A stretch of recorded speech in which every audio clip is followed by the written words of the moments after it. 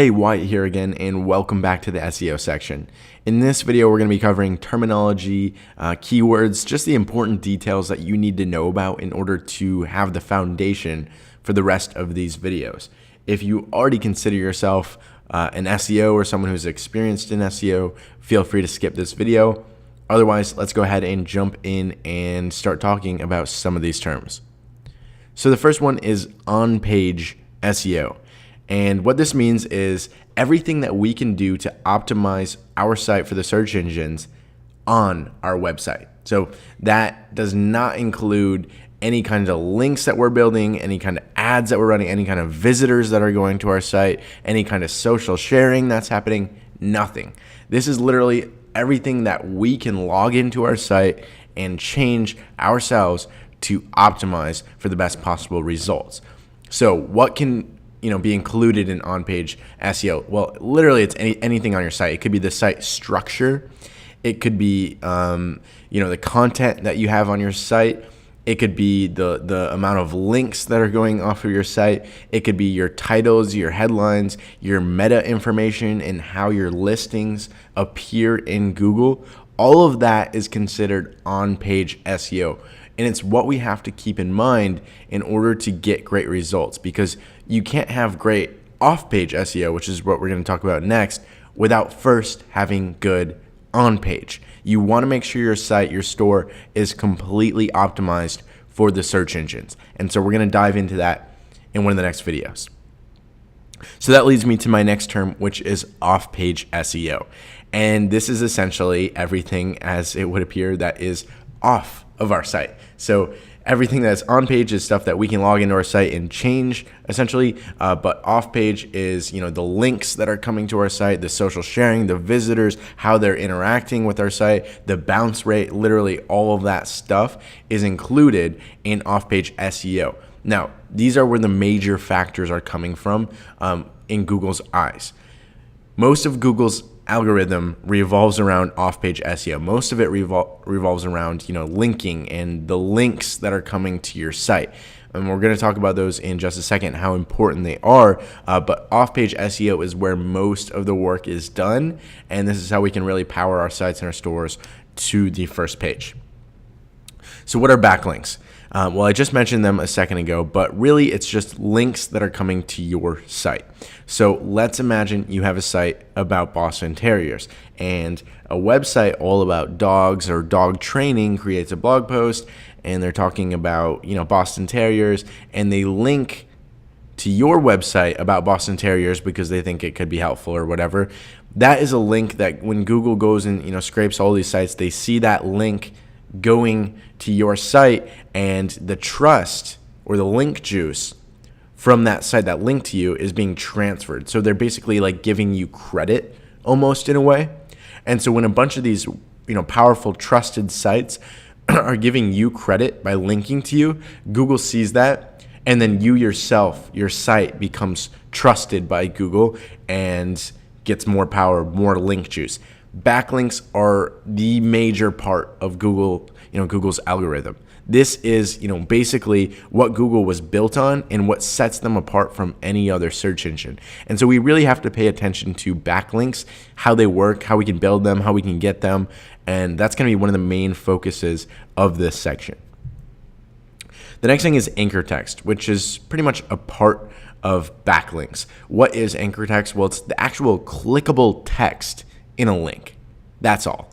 So if I create a blog post, again, that French Bulldog site, and they're talking about Boston Terriers, and they highlight the words, Boston Terrier, let's say, for example, and turn Boston Terrier into a link and link it, to my site, the anchor text in that example is Boston Terrier. That's the actual clickable text. And what's important about anchor text is Google reads that anchor text. And why do they read that anchor text? Well, they want to see, what your site is about. And so when they get all these links from trusted sites and then they look at the anchor text, they can get a good idea of, what you should be ranking for. So if these really powerful sites start linking to you with anchor text like Boston Terrier, dog training, Boston Terrier training, Boston Terrier puppies, they know your site's about Boston Terriers, right? And so at that point, you might start ranking for keywords like Boston Terrier or Boston Terrier puppies, because they look at that anchor text as a big factor as to what keywords you should be ranking for. So let's go ahead and I just want to show you an example. I'm just going to go to Wikipedia. I'll just type in like Sean Parker, for example, and we'll go to his Wikipedia, and you'll see all these links in here. So this is a link, and it's going to another Wikipedia page, but the anchor text in this example is file sharing. The anchor text here is Napster. The anchor text here is Facebook.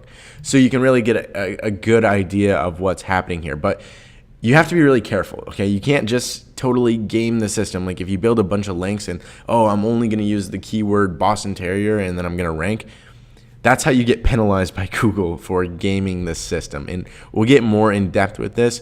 But the best thing you can do is just have a natural anchor text profile.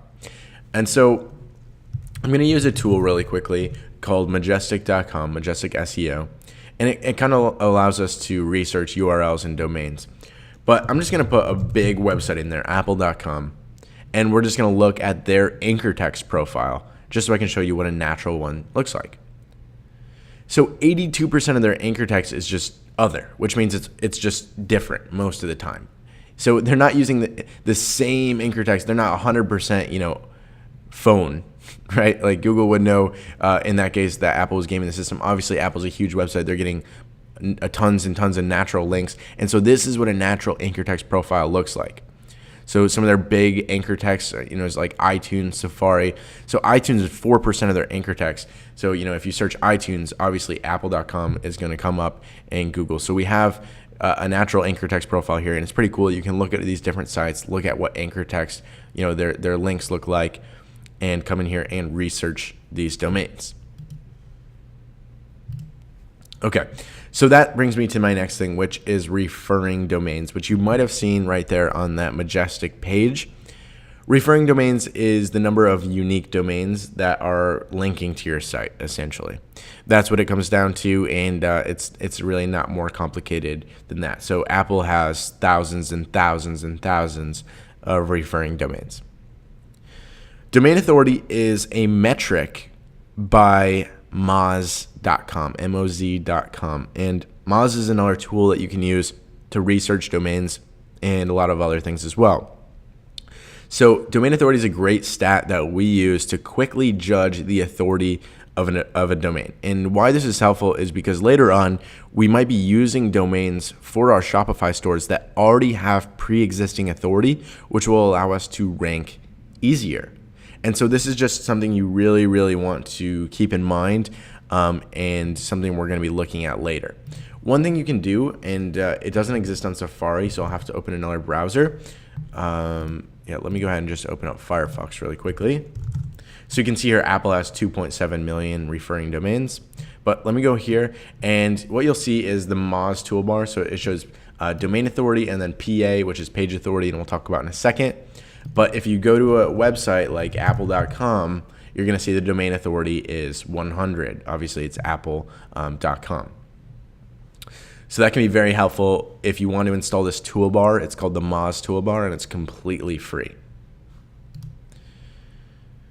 So the next thing is page authority. Domain authority, obviously about the domain. Page authority is about the specific pages. So if you had a specific blog post and you use that toolbar, you'll be able to see the page authority of that specific blog post.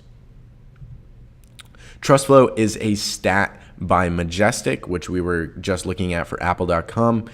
TrustFlow, similar to domain authority and page authority, but TrustFlow is actually looking at how trusted sites are linking to trusted neighborhoods, how they're linking to your site. So essentially, the more natural it is and the more trusted links that you have, then the higher your TrustFlow will be. So TrustFlow is a metric that we definitely look at because we want to make sure these are clean, powerful domains, and we want to avoid any kind of spammy or penalized domains.